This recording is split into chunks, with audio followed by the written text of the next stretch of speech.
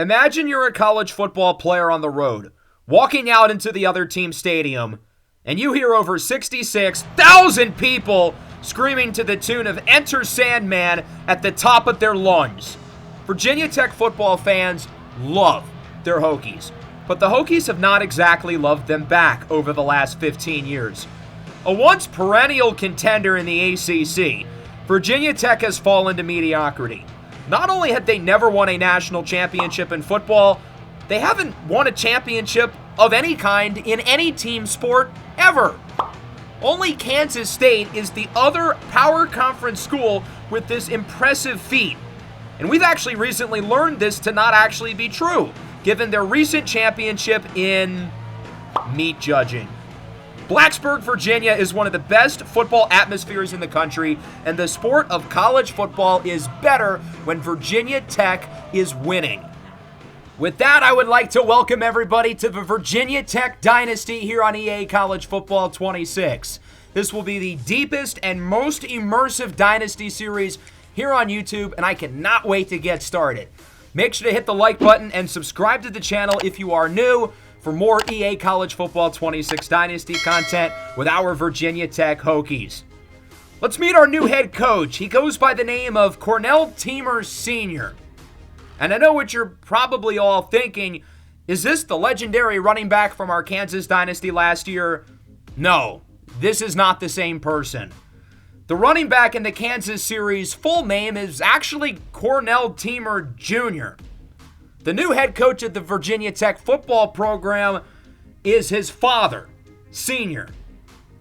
So while Cornell Teamer Jr. gets ready for the NFL draft, Cornell Teamer Sr. has a new job taking over as the head coach at Virginia Tech. Come on, give us a spin. There you go. This is what we're going to be rocking with for Senior's appearance and clothing, as he'll be signing a 3-year deal to become the newest head coach at Virginia Tech and hopefully revive this once great college football program. I decided to pick the recruiter archetype because many of our recruits, we're going to be competing with the top schools in the nation, and we need all the help that we can get. For those of you who are newer to my channel and may not be familiar with how my Dynasty series work, the players, not just on our team, but across the country, we will see them enter the NFL, and they will be entered into the draft classes in our upcoming franchise on Madden 26 that'll be starting next month. Let's introduce the roster. We have an entirely new group of fictional players as I've simulated 10 years into the future, but there is one familiar face that some of you may recognize. I'm really excited about our starting quarterback. He's a redshirt senior who we just picked up out of the transfer portal, entering his 4th season as a starter. He's played in and has won a lot of big games. He has a very unorthodox play style and is really, really fun to watch. That's right, Clyde Poole is the starting quarterback here in year number 1 for Virginia Tech. For those of you who do not know the lore behind Clyde Poole, he was our quarterback for 3 seasons in the Kansas Dynasty on College Football 25. And I promise for the new people, you will not have needed to watch the Kansas series to enjoy the Clyde Poole experience because, boy, there's a lot of ups and downs with him. Clyde tore his UCL, a muscle in his elbow, during his final game as a junior at Kansas. He medically redshirted the following season where the Jayhawks ended up winning the national championship. With their starting quarterback set to return, Clyde decides to go to the transfer portal where he finds a home here at Virginia Tech.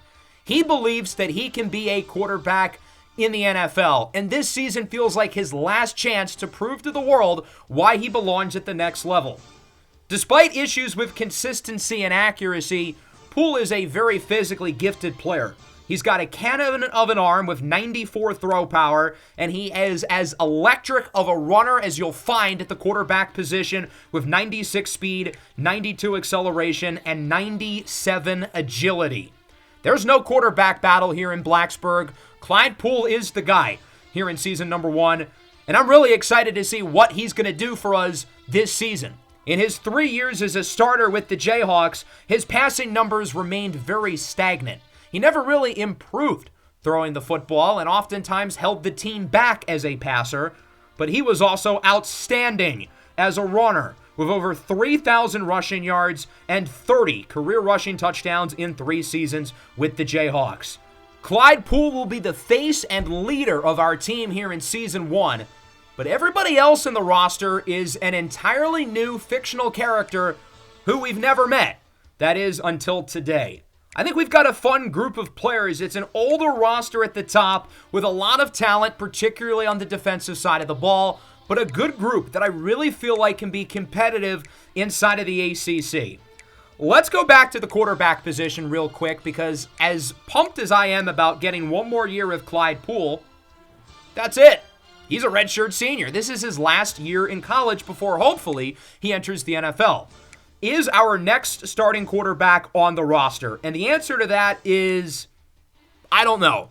We've got a couple of guys who could potentially start next season with redshirt sophomore Nolan Roll and redshirt junior Gabriel Iguanagu. Both of these guys have very differing skill sets. Roll is more of a traditional pocket passer, while Iguanagu is more of a runner. Both of these guys started a couple of games last year when Virginia Tech starting quarterback was injured, and they both showed some good things. So I think there's reason to be optimistic if one of these guys is the starting quarterback next year. Another name to watch out for is 3-star freshman Akeem Okafor, who's going to redshirt this season. He only has normal development, unfortunately, but is a very athletic player. He can really run, but he's got major issues in terms of his accuracy and has a ways to go with his development.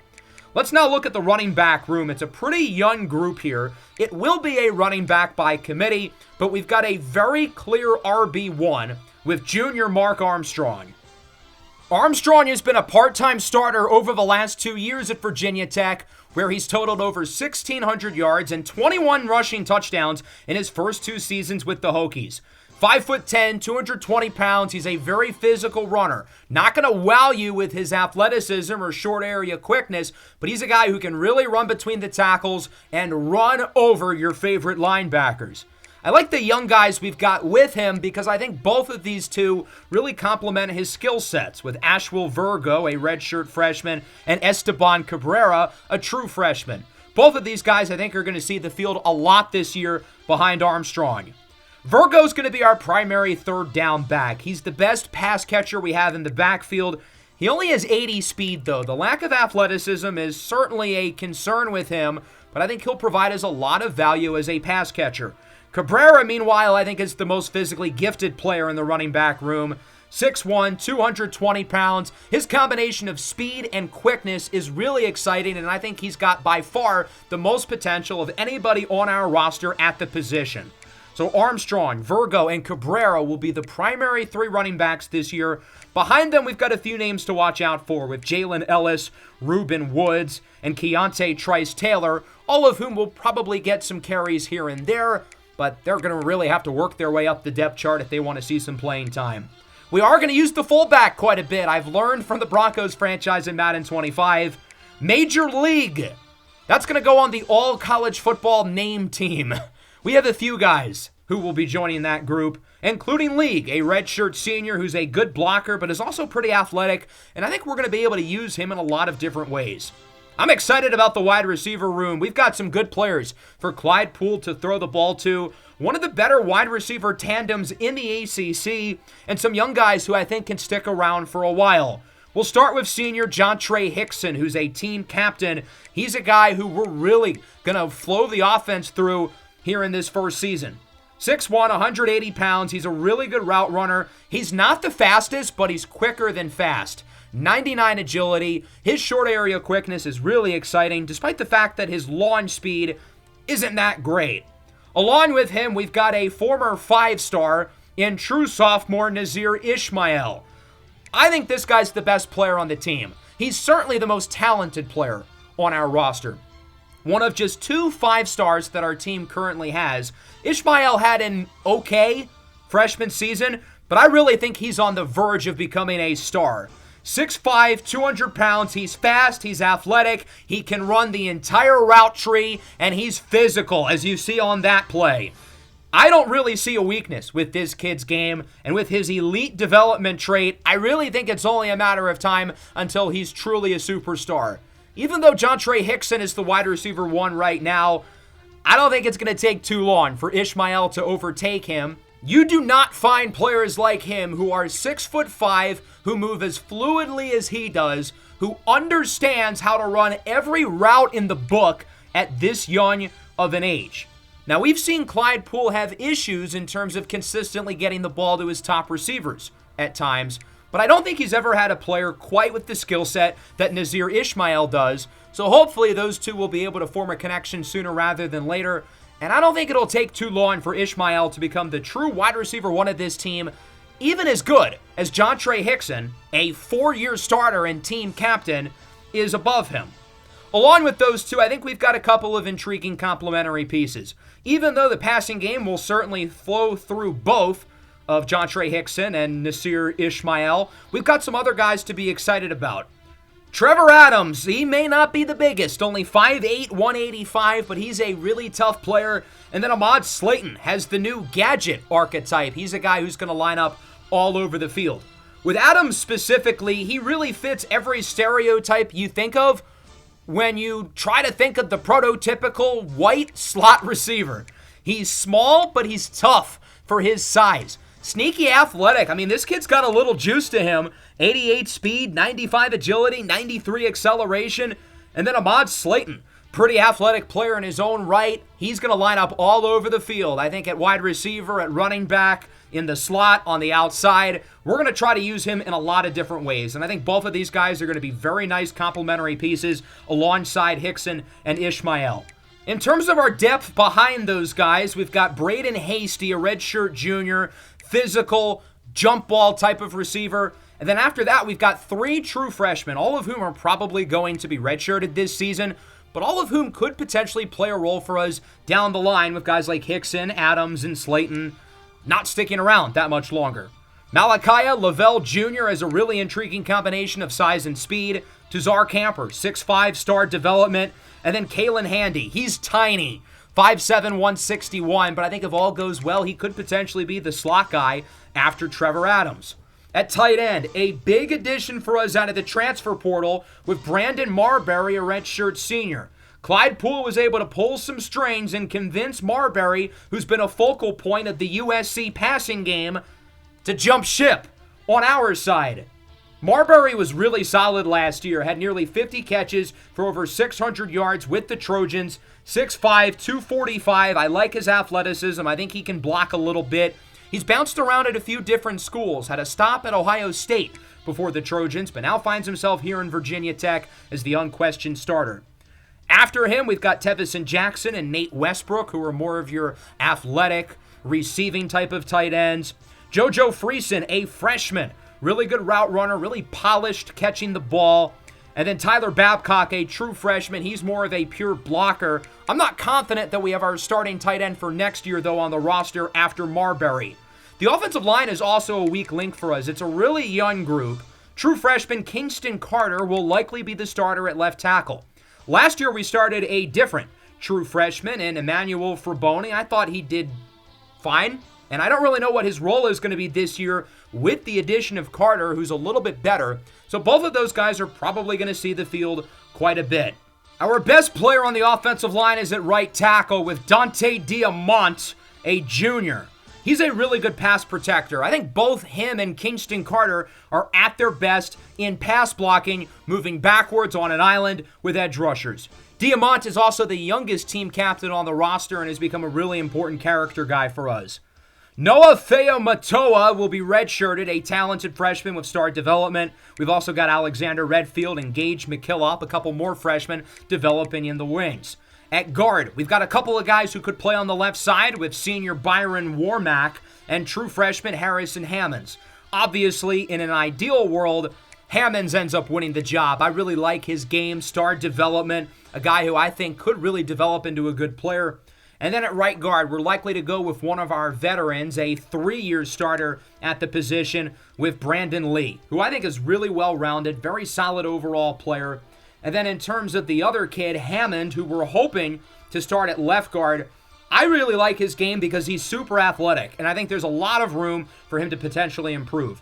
In terms of our guard depth, we've got Robbie Kahns, a redshirt sophomore, and Amari Murray-Ride, a redshirt freshman. As for the center position, it'll be Scott Heitman, a redshirt sophomore in his first season as a starter. He's improved quite a bit since coming on campus as a true freshman and will overtake senior Jalen Funchess as the starting center. Funchess is a 3-year starter at the position, but he got his chain snatched by Scott Heitman. So I don't really know what we're going to do with Funchess this year, but obviously with the amount of starting experience he's had, he'll be a valuable player for us. We also have Miles Burner, a freshman who will be getting redshirted this year and could potentially be the starter there down the line. So that's the offensive side of the ball. I like the group we've got. I have some questions on the offensive line. I have some questions at running back. I'm curious to see how the young guys perform. And obviously, everything revolves around how our quarterback plays in Clyde Poole. Let's move over to the defensive side of the ball. We talked about our quarterback on offense. The QB of the defense is actually the highest rated player on the team. Noah Singleton is an 88 overall senior linebacker, a 3-year starter with a lot of experience. Nearly 250 tackles in his 3 seasons so far with the Hokies. He's a team captain now for a 2nd straight season, wears the green dot for the defense, and hopefully has a future in the NFL. I think given his size and athletic ability, there's a real chance we'll be seeing him play on Sundays in the near future. 6'2", 230 pounds, a little bit undersized, but I think he's pretty fast, really good cover player, and he's a very solid run defender as well, and is also a threat to blitz. I think Singleton's a guy with his character and leadership and production now in his 4th season as a starter. NFL teams are going to really like his overall skill set, and he probably won't go in the first round, but he'll be a very valuable piece at the next level, just as he's going to be extremely valuable for us this year. I think our edge rushing group might be the biggest strength of the team. This front 7, particularly the edge rushers, are really, really good. We'll start with Jensen Diglio, who is a senior, another guy who we just picked up out of the transfer portal. I think he's really good. He's an 86 overall, 6'4", 240 pounds, super athletic. And he's a guy who I think is just going to get better and better and better as he continues to develop. He hasn't gotten the most production, though, in his collegiate career. 3.5 sacks last season at UCLA. And then on the other side, we've got Carmen Drake, the other 5-star recruit on our team. He's a true junior who's taken a little while to get going, but showed some strides as a sophomore for Virginia Tech, wrapping up 6 sacks. 6'6", 220 pounds. He is tall, lanky, but a little bit skinny. I think his bend and twitch off the edge is really, really impressive. And if he adds maybe another 20 pounds of muscle and strength, he will have the ideal combination of size and athleticism for the NFL. So if he has a really good season, which I believe he will, I would expect that he probably leaves after this season for the NFL. But we've got to see that leap from him because his production has been not bad, but a little bit disappointing for a former 5-star. I think this is the year, though, that he really breaks out and turns into a great player for our team. So Giglio and Drake will be the main pass rushers, but we've got some good depth and some other guys who are going to see the field quite a bit. Behind Drake, we have redshirt senior Azavius Haynes entering his 5th season with the program, one of the longest tenured players here. And then another guy who's really been waiting his turn, Quincy Akindele, a redshirt junior from Richmond, Virginia. Akindele's really big and really athletic. I think if he improves, he could have a future on Sundays. Haynes, meanwhile, has been a good rotation player for a while, and I think he's a really good role player here with the rest of these edge rushers. We don't have a lot of great young guys behind them, though, so we're really banking on someone like Kyrie Dell or Kawan Stewart to develop. I think with Stewart having impact dev as a true freshman, I like his chances the best, along with JUCO sophomore Quentin Wicks, who will probably be redshirted this year. As for the middle of the line, it's certainly not as good as the edge rushers, but there are some intriguing young guys to watch out for here. Definitely a younger group than what we have on the edges. We have Ilronimo Rodriguez, a transfer from Wisconsin, and then Braylon White, who will be getting the most snaps probably of the group early on. Rodriguez and White are really similar players to each other. They're both really good power rushers, and I think especially on 3rd downs, they're going to be quite valuable. I wish they were a little bit better of run defenders because we're going to need those guys on rushing downs, and I think an area where teams can exploit us is that we're a little bit squishier towards the middle, and we don't really have that stopgap nose tackle who's going to clog up rushing lanes. A name to watch out for who I think is going to play quite a bit this year and hopefully overtake one of those two as a starter is true freshman Roylan Mathis, who has elite development, one of just 3 players on the roster with the elite development trait. 6'1", 309 pounds, another guy who's best as a power rusher. I think if he improves as a run defender, though, it will not take him long to be the best defensive tackle on the team. Behind those guys, we've got some other guys who are probably going to get some snaps here and there with Devon Merritt, a redshirt senior, Shenard Burden, who is a sophomore, and redshirt freshman Jerron Weeks, who I think is the most athletic player at the group here. We recruited him out of high school as an edge rusher, where he's kicked inside to defensive tackle. Let's look at the linebacking group. We already talked about our primary Mike linebacker, Noah Singleton, who's the highest rated player on the team, but there are some other good players in the linebacking room who you should be excited about. Behind Singleton, our second best linebacker will also be going on the college football all-name team. The best world. His middle name is Inda. His parents really were cooking when they named him. World is 6'3", 250. He's an oversized throwback type of linebacker who's improving in coverage, but he's at his best closer to the line of scrimmage. We might even give him some reps here and there as an edge rusher. I think he's probably better fit to be an outside linebacker rather than a Mike. But those two guys are going to get the majority of the snaps at linebacker. I think Corbin Roll is going to play a lot as well. His cousin is the quarterback, Nolan Roll. The two of them are redshirt sophomores. They grew up together as the same age. They were teammates up until high school where they played for each other's rivals, but here in college, they've decided to team back up. Roll is another old-school thumping type of linebacker, 6'2", 250 pounds. He's definitely at his best on early downs, and right now in his career is more of a role player. I'm sorry, that was really corny.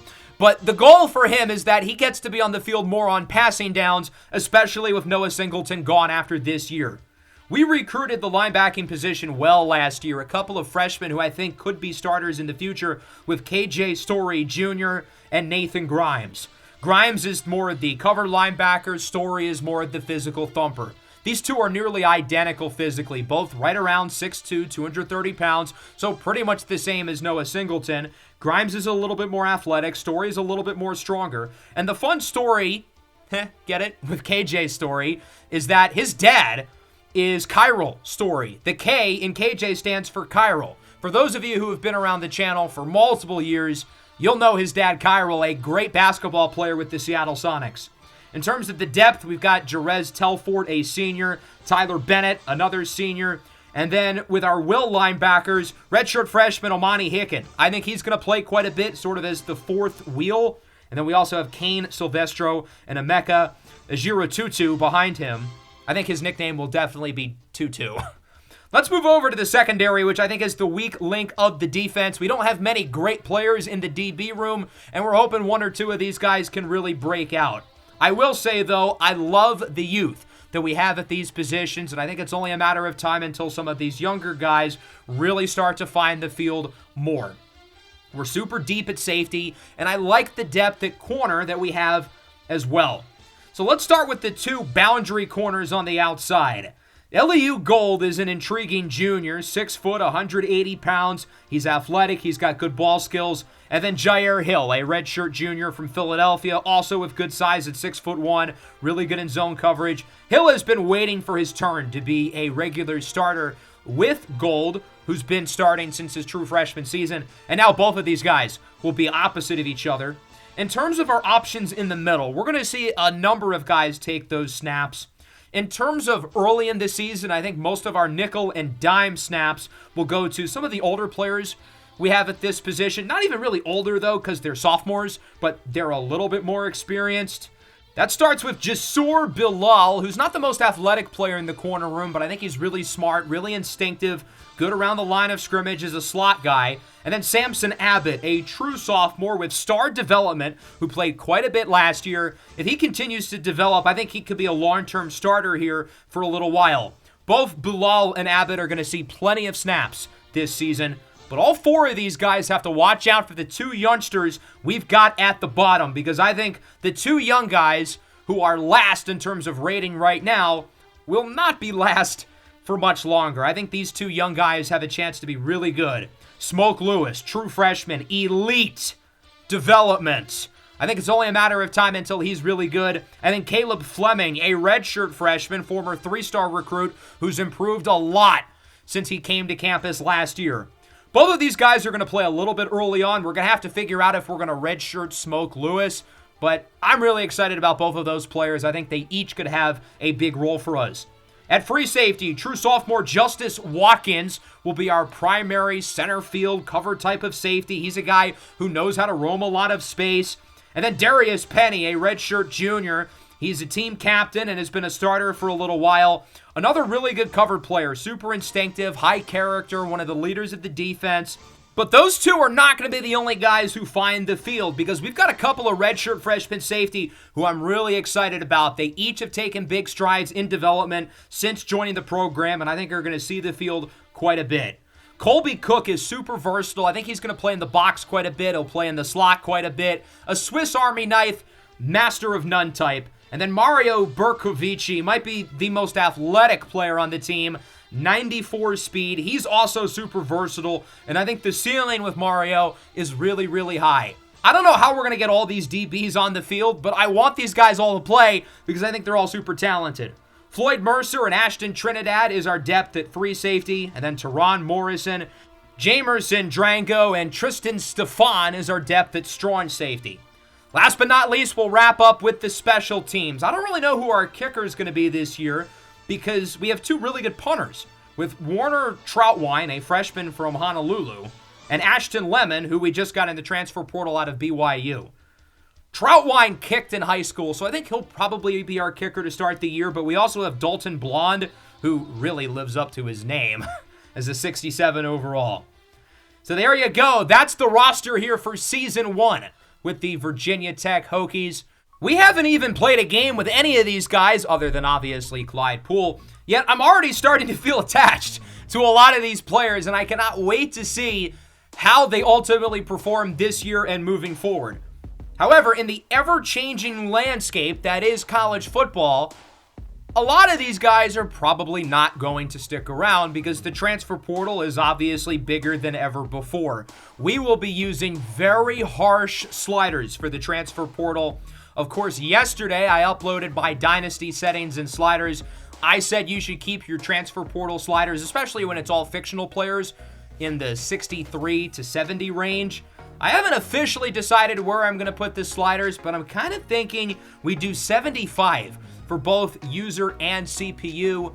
That way we can get as many players into the portal as possible. I have it listed as 70 right now. Again, I'll continue to tinker and do experiments. I don't need to decide until the end of the season, so we've got plenty of time to figure it out. I'm definitely going to do 30 max transfers per team, though. I really think this is the most realistic way to go about it because, of course, some teams, they have a mass exodus of players who leave the portal, especially considering none of the players on this roster were recruited by Coach Cornell Teamer Sr., other than Clyde Poole and some of the transfers.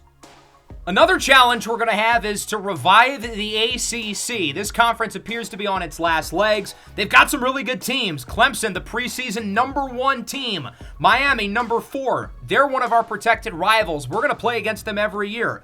Louisville's ranked. Pitt's ranked. SMU is really good. And there are other very respectable programs here, such as Florida State, Duke, Cal, Syracuse, of course Virginia, who we're going to play against every year as a rival. I have not officially decided our schedule yet, but I am going to make a house rule regarding the schedule that we must play at least one playoff team from the previous season. The game is having us play against Alabama. I think that's a great idea because Alabama's starting quarterback, they just got from the transfer portal from us, who's been our starter for the last 3 years. I don't know if I want to do it in week 1, however. I feel like maybe we start a little bit lighter and then play against Alabama, say week 3. But I think that'll be a really interesting game for us facing off against our former starting quarterback of 3 seasons. We start conference play in week 5 with Louisville. And unlike the Big 12 in the Kansas series, here in the ACC, we only play 8 in conference games compared to 9. It gives us more flexibility for the non-conference schedule, and it also means that every conference game we play is of the utmost importance. We've got a few rivals on the schedule, Virginia in particular. Miami is our other protected rival. Pitt, Georgia Tech, those teams are rivals for Virginia Tech as well. And then recruiting. I'm going to work on some house rules for recruiting as well. Last year in the Kansas series, I did not restrict myself, and by the end, things ended up getting pretty unrealistic, and we don't really want that, right? I think it's going to be a challenge recruiting as Virginia Tech because a lot of the better prospects we're going after, we're going to be competing with the big dogs, teams like Clemson, Miami, and others. So I think it's going to be challenging recruiting, not just against those great schools, but also with the house rules that we will implement that I'll share in the next episode. So that's going to wrap things up. I hope you guys are excited for the next episode of the Virginia Tech Dynasty. I appreciate everyone's patience in waiting for this to be uploaded. I've spent the last 2 days grinding, doing pretty much nothing but working on this. Again, make sure to leave a like. Make sure to subscribe to the channel if you are new. Let's go Hokies.